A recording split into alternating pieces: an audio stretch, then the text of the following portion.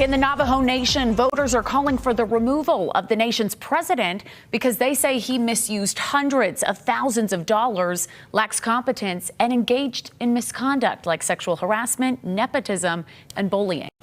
Tonight, the president of the Navajo Nation is facing allegations of taking money from a critical program to the tune of more than $250,000. President Boo Nygren is accused of using that money for his own personal travel.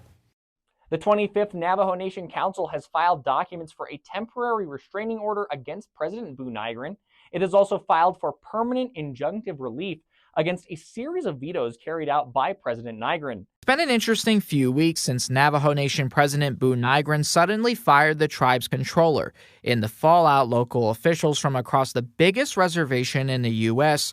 are now signaling growing disapproval with his administration. Navajo Nation President Boo Nygren did not appear to deliver the State of the Navajo Nation address on the opening day of the 25th Navajo Nation Council's fall session on Monday, October 20th. It's the fifth time Nygren has not appeared since taking office, according to the council. This is the Navajo Nation. The nation is the largest Native American reservation by both land area and population. This is Boo Nygren. Who is Boo? He is the president of the Navajo Nation, the president that all the news clips that previously showed referred to. Now, Nygren is a Navajo politician and in turn an elected official. In 2023, he and his vice president, Rochelle Montoya, were elected. So far, Nygren has missed 5 different State of the Nations, which is something legally required under Navajo law for the president to give. He also supposedly asked some of his subordinates to care for some of his children. I'll be going over things in more detail in this video. I'll be going over a few topics. The State of the Nation from April, ethics allegations, when he walked out during another State of the Nation, the State of the Nation he also did not give in October, sexual harassment allegations, a few other State of the Nation related things, and of course, how things are looking for the future under his leadership. I want this video to be informational and relatively quick, so I'll just start now.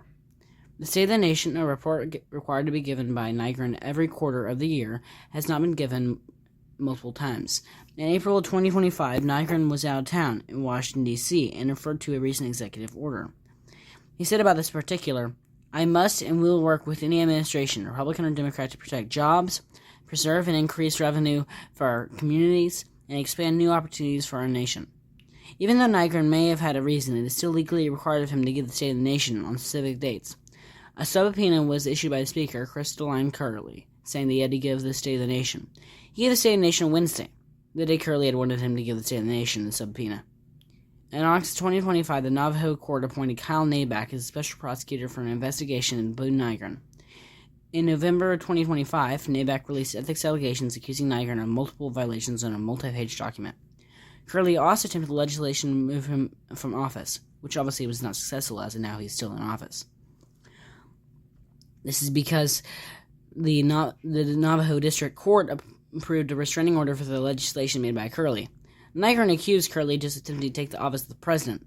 The allegations from Nabak included the misuse of funds. One of these misuses of funds was apparently spending money meant for the nation on his family, such as paying for their trips. The allegations were shut down by the Special Division of the Navajo District Court as they lacked jurisdiction, as in, they weren't exactly allowed to appoint Nabak. However, in a slightly amended document in a February case, which was also written by Nabak, that is 20 pages long, which was also filed, and this time correctly, Nygren called the new allegations a distraction and stated that some of the transfers of funds mentioned were approved recently. In July of 2025, Nygren walked out of another State of the Nation address as the topic of discussion was a company called Zinni Home. Zinni Home was a company licensed to build homes in the Navajo Nation.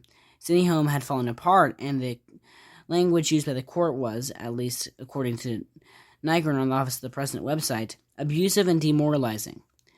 The reason for any language was that there had been approved legislation for more building done by Zinni Home, and not too long after that legislation had been approved, Zinni Home announced it would be shutting down operations within the Navajo Nation. The questioning was happening over the Nygren administration's response to the situation. In October of 2024, Nygren once again did not show up for State of the Nation address. Vice President Rochelle Montoya did the State of the Nation in his absence. His absence was due to him being at Washington, D.C. to discuss Navajo Hopi relocation. I will say it once and I will say it again. It is legally required of the President to give a quarterly State of the Nations. It should trump any other meetings or events. The controller of the Navajo Nation, Sean McCabe, for some time released texts between himself and Nygren where Nygren had used some language that one certainly should not be using in such a conversation before terminating him from his position as controller. He apologized for doing this during a special session in the district court. Later, he wrote on the Office of President website that they had reached an understanding privately, and that he was hoping he and Curley could also speak privately, which is something he asked, that Curley had refused. Vice President Rochelle Montoya said that in 2023 she had been sexually harassed and bullied in the 2023 meeting. It was decided that what she had accused of was not sexual harassment, and the case is denied. Nygren called for her resignation while the case was still being investigated. At other points during his presidency, he has been tardy during the State of the Nation, and at one point was excused due to injury, something that upset Nygren so much that he gave State of the Nation outside the district court. Nygren still has some time in his presidency. I am not sure how the last part of the presidency will go. If you want to check my sources, some of my sources are in the description. That is all. Thank you for watching.